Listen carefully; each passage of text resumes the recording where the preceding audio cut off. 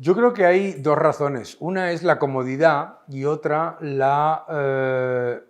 digamos, el miedo a que haya un ataque por parte de los medios o los partidos más radicales, ¿no? Es una manera, digamos, de eh, intentar quedar bien con los que más ruido hacen, ¿de acuerdo?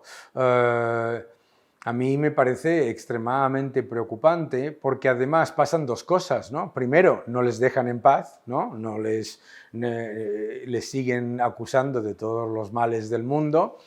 Y número dos, blanquean un mensaje profundamente dañino y que saben que es profundamente dañino. Una cosa es, obviamente, eh, defender la inversión en energías renovables y en nuevas tecnologías y todo eso, que me parece absolutamente maravilloso, por supuesto, etcétera, ¿no? Y lo que llamamos sostenibilidad, que ha sido siempre, bueno, pues eficiencia, tecnología y competitividad. Pero otra muy peligrosa es esta obsesión por intentar, digamos, repetir los mantras de ese estatismo depredador, que encima es profundamente dañino tanto para esas empresas como para el mundo en general, ¿no? No, yo creo que lo que pasa es que precisamente ese estatismo depredador siempre, ante cualquier evidencia de la pérdida de confianza en las monedas fiduciarias, rápidamente intenta orientar la imagen y la preocupación de la gente con respecto al dólar, a la moneda de reserva del mundo. La posición del dólar como moneda de reserva del mundo no está en peligro porque no tiene alternativa entre las monedas fiduciarias. Otra cosa es que vayan apareciendo alternativas de pago que puedan ser independientes, que no necesariamente van a ser alternativas en el mundo fiduciario, pero que sí funcionan como el corsé que no están ejerciendo los bancos centrales, ¿no? Entonces, no creo que el dólar esté en peligro como moneda de reserva del mundo para nada. Ahora, eso no significa que la posición de Estados Unidos como garante de la moneda de reserva del mundo no se ponga en peligro. Eso lo explica perfectamente el secretario de Estado del Tesoro, Scott Bessent, que es uno de los mejores historiadores económicos que hay, además de un gran gestor. Estados Unidos puede tener déficit comercial y déficit fiscal, pero no cualquier déficit comercial y cualquier déficit fiscal. Y la pérdida de confianza global en las monedas fiduciarias de los estados desarrollados es una evidencia empírica. Los bancos centrales del mundo están comprando oro y reduciendo su tenencia de bonos soberanos, que es la moneda de los estados, ¿no? Los estados que han sido el póster de la idea de que el Estado puede gastar y endeudarse lo que quiera, están entrando en un colapso muy importante, muy relevante, ¿no? El de Japón a mí me parece lo importante. O sea, todo el mundo intenta que miremos hacia Estados Unidos, pero fíjate que nunca escuchamos el colapso absoluto de los bonos a 30 años, o se escucha muy poco, aquí sí, en El Economista sí, pero se escucha muy poco, lo que es realmente importante. Y en el cortísimo plazo no, porque lo que ocurre en el mundo fiduciario, que es el mundo financiero como lo conocemos, es un juego de relativos. Entonces, esto es como un colegio en el que, como todos suspenden, el que menos suspende gana, pero están suspendiendo todos, ¿de acuerdo? Y Alemania, que iba un poco bien, ahora se lanza a las mismas políticas que han llevado a Francia a un problema fiscal absolutamente irresponsable. ¿Cuál es el problema aquí? Que los gobiernos tengan la tentación de aumentar los desequilibrios fiscales es la norma. un gobierno siempre va a pensar que aumentar la deuda, aumentar el déficit y aumentar el gasto no solamente no son cosas malas, sino que de hecho son lo que ellos llaman políticas sociales. Pero aquí el elefante en la habitación es que los bancos centrales de esos países han dejado de ser independientes, han dejado de ser la conciencia que limita las veleidades expansionistas de los gobiernos para justificarlas. Eso es el gran problema. O sea, no se trata de... es muy fácil echarle la culpa a los gobiernos, pero no nos podemos olvidar que la política fiscal y la monetaria son dos caras de la misma moneda. Entonces, cuando el Banco Central deja de funcionar como contrapeso a las veleidades expansionistas de los gobiernos, entonces te diría que hasta normal que los gobiernos, sean del color que sea, digan, ¿qué más da? Pues ala, vamos allá, ¿no? Y ahí se termina como Japón.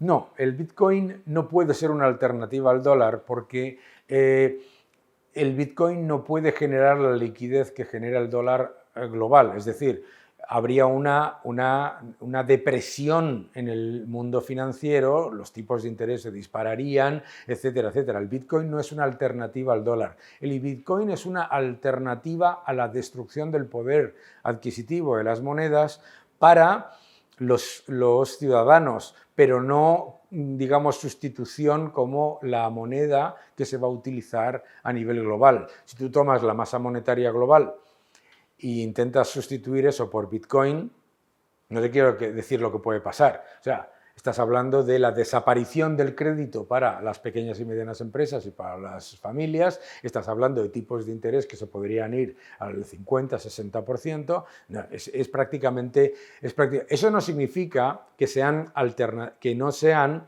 las criptomonedas, y particularmente el Bitcoin, que sí sea digamos, una conciencia de que una moneda tiene que ser reserva de valor, unidad de medida y método de pago generalmente aceptado.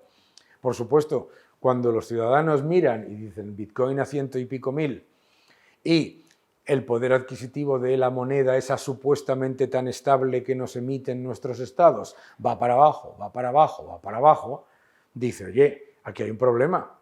A mí lo que me parece más curioso de las teorías que se han creado es toda esa cantidad de teorías creadas por gente que parte con la siguiente frase. Lo que realmente quiere Trump es puntos suspensivos. ¿Vale? ¿Basado en qué? En patatas. En que se lo han inventado. Un montón de gente, unos dicen, no, es que él en realidad es monroísta, no, es que él en realidad lo que quiere es no sé cuánto. A ver, si es que es súper transparente. Mucha gente dice, es que el presidente Trump es impredecible. ¿Impredecible para quién? Impredecible para el que piensa que no va a hacer lo que ha dicho que va a hacer. Que los aranceles son una medida de negociación, yo creo que ya no es debatible. Yo he sufrido muchísimos ataques por parte de gente que se podía haber callado un poquito, pero ya no lo debate nadie, pues ya tienes acuerdo comercial con Reino Unido, con China, con Qatar, Emiratos, etcétera, etcétera, y ahí viene el de Japón, etcétera, etcétera. No es ni debatible. ¿Cómo se lo explico yo a la gente? De dos maneras. ¿Qué es lo que hace el presidente Trump con respecto a los aranceles? Dos políticas, ¿no? O dos objetivos. El primero es, utiliza los aranceles igual que los estados utilizan las armas nucleares. Tú no tienes armas nucleares para utilizarlas, sino para evitar que te ataquen, ¿de acuerdo? Los aranceles funcionan de la misma manera. Estados Unidos no puede imponer la Agenda 2030 o la prohibición de X productos como hace China o toda esa cantidad de trabas no arancelarias y regulatorias, burocráticas que ponen otros países. Entonces, los aranceles siempre han sido una forma en la que Estados Unidos fuerza la negociación para equilibrar la balanza en cuanto al comercio. Y no son una novedad. Parece que hay amnesia, pero los aranceles son la norma en el comercio global. Los países bálticos, para entrar en la Unión Europea, que no tenían aranceles, esos países tuvieron que poner aranceles.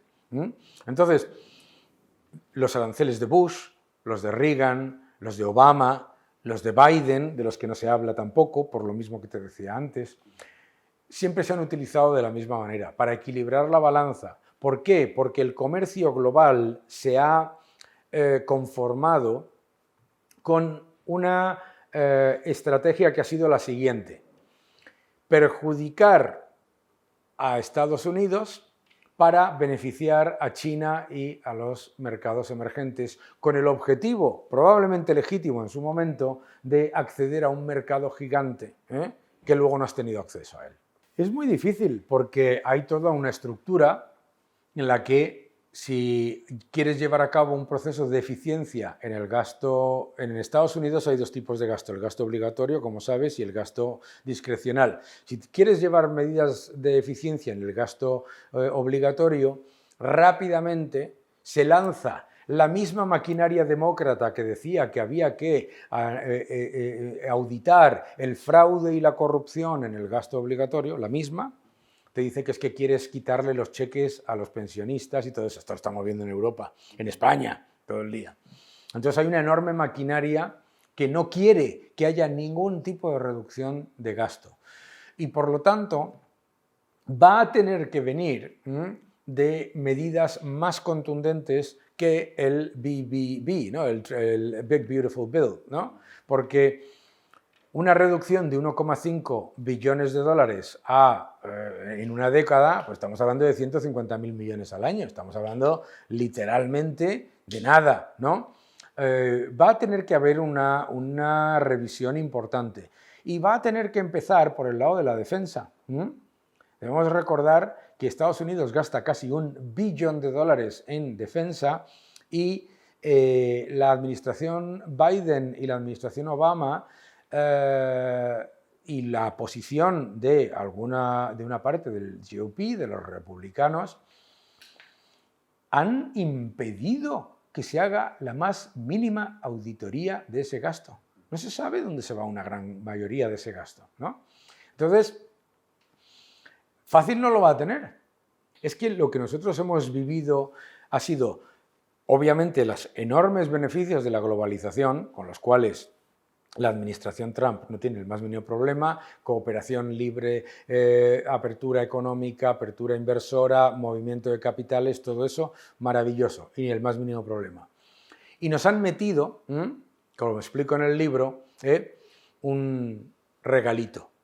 El regalito es lo que tú has llamado globalismo, lo que algunos llaman globalismo, que yo escuché el otro día una definición que me gustó más, que es globalitarismo, que es el convertir los entes supranacionales y las grandes organizaciones internacionales en máquinas contra la democracia liberal y contra Occidente.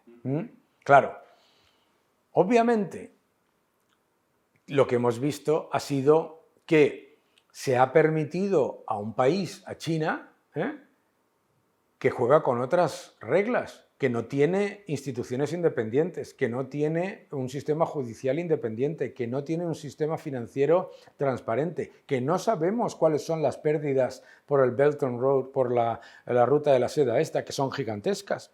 Las tenemos que analizar ahí. O sea, lo que ha pasado en China es el equivalente a la explosión de la mayor burbuja inmobiliaria de la historia y una crisis financiera brutal, y no te has enterado. Entonces, no sirve hablar de un orden mundial de multilateralismo en el que hay unos jugadores que juegan con reglas diferentes, y que además juegan a que se agrande la portería del contrario, que eso es lo que ha ocurrido. Entonces, la administración Trump no tiene absolutamente nada contra la globalización. Lo que tiene es todo contra un sistema que se ha creado para perpetuar estos estados depredadores de los que yo hablo.